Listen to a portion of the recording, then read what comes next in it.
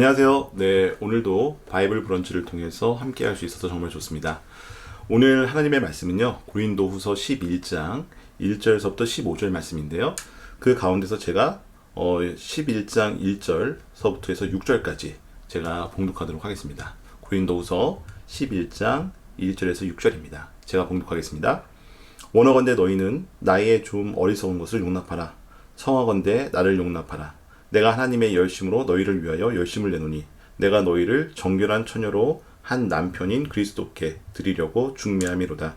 그러나 나는 뱀이 그 간계로 하와를 미혹한 것 같이 너희 마음이 그리스도를 향하는 진실함과 깨끗함에서 떠나 부패할까 두려워하노라.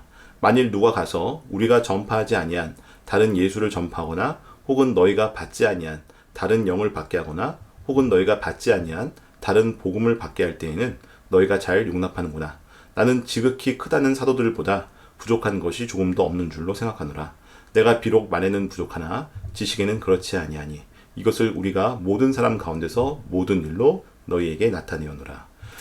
자, 오늘 하나님의 말씀은 사도 바울이 거짓 사도에 의해서 공격을 받고 있는데 그것을 적극적으로 변론하고 있는 내용을 오늘 말씀에서 담고 있습니다. 사도 바울은 크게 한 두 가지의 부분으로 이제 공격을 받고 있습니다. 첫 번째는 선교비 후원에 대한 문제입니다. 사도 바울은 다른 사도들처럼 교회의 후원을 받고 선교를 하는 게 아니라 자비량 선교를 하고 있죠. 그 모습을 가지고 문제를 삼는 거죠. 왜 너는 떳떳하지 못하게 교회의 후원을 받지 못하고 자비량 선교를 하느냐. 거기에 대해서 사도 바울은 두 가지로 이야기를 합니다. 첫 번째는 나는 교회에서 선교비 후원을 받을 수 있는 권한이 있다. 하지만 두 번째, 나는 이것을 거절할 수 있는 권한도 있다라고 이야기를 합니다. 그 다음에 또 하나는 이제 사도 바울의 어떤 전통성 문제입니다. 너가 정말 사도이냐라고 하는 문제를 그 시비를 거짓 사도들이 이야기하고 있는 거죠. 자, 그런데 사도 바울은 분명히 거기에 대해서도 이야기를 하고 있습니다. 5절, 6절 말씀인데요. 나는 지극히 크다는 사도들보다 부족한 것이 조금도 없는 줄로 생각한다.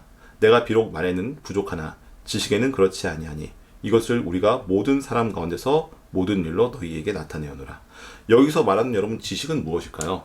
사도 바울이 너희들보다 더 똑똑하다라고 하는 말은 아니겠죠? 바로 예수 그리스도를 아는 지식을 말하는 겁니다. 거기에 대해서 10절 말씀에 사도 바울이 좀 더 분명하게 이야기를 하고 있죠. 그리스도의 진리가 내 속에 있으니 아가야 지방에서 나의 이 자랑이 막히지 아니하리라.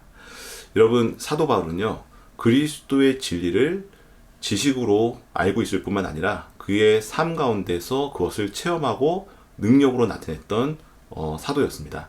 그렇기 때문에 거짓 선지자들이 아무리 사도 바울을 공격한다라고 할지라도 사도 바울은 자신이 있었죠. 왜?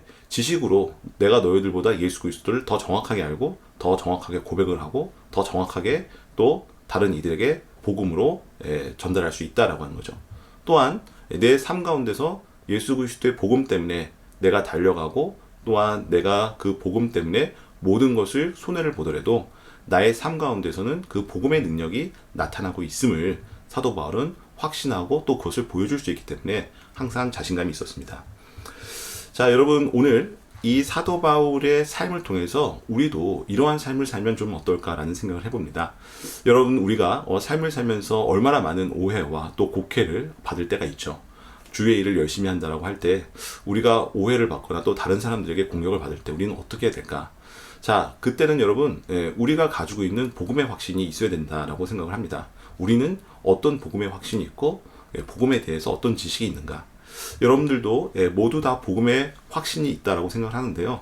그 복음의 지식 또 그 복음을 정확하게 아는 그러한 경험을 여러분들도 가지고 있고 또 그 경험을 통해서 다른 이들에게 그 복음의 능력을 나타내는 그런 멋진 여러분들 되기를 기도하겠습니다. 또한 여기 사도 바울이 거짓 사도들을 공격하면서 거짓 사도들이 가지고 있는 특징을 이야기를 하고 있어요. 바로 뭐냐면 13절, 14절에 있는 말씀인데요. 그런 사람들은 거짓 사도요, 속이는 일꾼이니 자기를 그리스도의 사도로 가장하는 자들이니라. 이것은 이상한 일이 아니니라. 사탄도 자기를 광명의 천사로 가장하나니 그러므로 사탄의 일꾼들도 자기를 의의 일꾼으로 가장하는 것이 또한 대단한 일이 아니니라. 그들의 마지막은 그 행위대로 되리라. 자, 여기 보면 거짓 사도들은 항상 자기가 의인 그리고 의를 드러내는 일꾼 또 그리스도의 사도로 가장한다고 이야기를 하고 있습니다.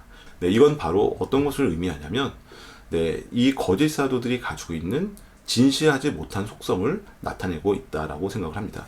여러분, 거짓 사도들은요, 진실이 없죠. 왜냐? 그가 추구하는 목적 자체가 진실이 없기 때문에 그렇습니다. 그렇기 때문에 그 진실을 진실되게 보이게 하기 위해서는 어떻게 해야 되죠? 거짓말을 계속 반복할 수밖에 없고요. 그 삶 가운데 계속 거짓말이 연속적으로 나타날 수밖에 없습니다. 그런 사람들을 우리는 거짓 사도라고 불러 일으키지만 그런 사람들을 우리는 좀체 분별할 수 없습니다. 자, 하지만 여러분, 여기서 분명한 것은 바로 뭐가 있냐면 사도 바울은 이와 다른 삶을 살고 있다라고 하는 거죠. 거짓 사도들은 자기를 광명의 천사, 자기의 영광을 위해서 이야기하지만 사도 바울은 예수 그리스도의 복음을 위해서 자기의 모든 삶을 바치고 희생한다라고 하는 주장을 합니다. 예수 그리스도의 복음을 위해서 오늘 또 말씀을 보면요. 9절 말씀을 보면 이런 말씀이 있죠. 마게도니아에서 온 형제들이 나의 부족한 것을 보충하였습니다. 내가 모든 일에 너희에게 폐를 끼치지 않기 위하여 스스로 조심하였고 또 조심했다라고 이야기를 했고, 그 다음에 교회에서 비용을 받은 것은 탈취한 것이라 라고 얘기를 했습니다. 이것은 뭐냐면 교회에서 비용 받은 것을 모두 다 줬다라고 하는 거죠. 선교 후원으로 또 복음을 위해서 모두 내놓았다라고 하는 뜻입니다.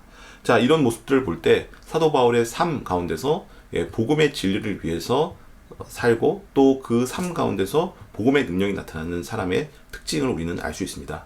여러분, 복음을 위해서 우리는 과연 무엇을 할 수 있습니까? 여러분들이 복음을 위해서 우리가 희생하는 삶, 또 복음을 위해서 우리가 가진 것을 내어놓는 그런 삶을 살 때에 그리스도의 능력이 나타난다라고 이야기를 하고 있죠. 그 다음에 그 열매를 맺게 되는데 그 열매는 바로 진실의 열매인 것을 우리는 오늘 본문을 통해서 알 수 있습니다. 자, 여러분들, 우리 삶 가운데서 우리도 복음 때문에 삶을 살고 복음 때문에 승리하는 여러분들 되시기를 기도하겠습니다. 함께 기도하겠습니다. 하나님, 감사합니다. 주님께서 우리를 사랑하여 주셔서 우리가 또한 오늘 본문 말씀을 통해서 또 사도 바울의 삶을 통해서 우리의 삶을 되돌아볼 수 있도록 도와주시니 감사드립니다. 사도 바울은 복음 때문에 자신의 삶을 희생했고 또 복음 때문에 자신의 삶을 또 바쳤습니다. 하나님, 우리가 복음 때문에 무엇을 할 수 있는지 우리의 삶을 되돌아보고 또 이 복음 때문에 우리가 삶 가운데서 어떤 것을 희생할 수 있는지 결심하고 결단하는 그러한 하나님의 자녀 될 수 있도록 축복하여 주옵소서. 예수 그리스도의 이름으로 간절히 기도하였습니다. 아멘. 자, 오늘은요, 우리가 기도하는 시간을 갖도록 할 텐데, 오늘 본문처럼 우리 자신을 좀 성찰하는 시간을 가졌으면 좋겠습니다. 우리는 복음을 위해서 무엇을 했는가? 우리는 또 복음을 전하는 그러한 삶을 살고 있는가? 오늘 본문을 통해서 우리를 성찰하고 오늘 본문의 말씀을 잡고 기도하는 시간 가졌으면 좋겠고요. 그 다음에 두 번째는 우리가 가지고 있는 각자의 기도 제목을 놓고 함께 기도하면 좋겠습니다. 제가 중보하는 마음을 가지고 함께 기도하도록 하겠습니다. 기도하시겠습니다.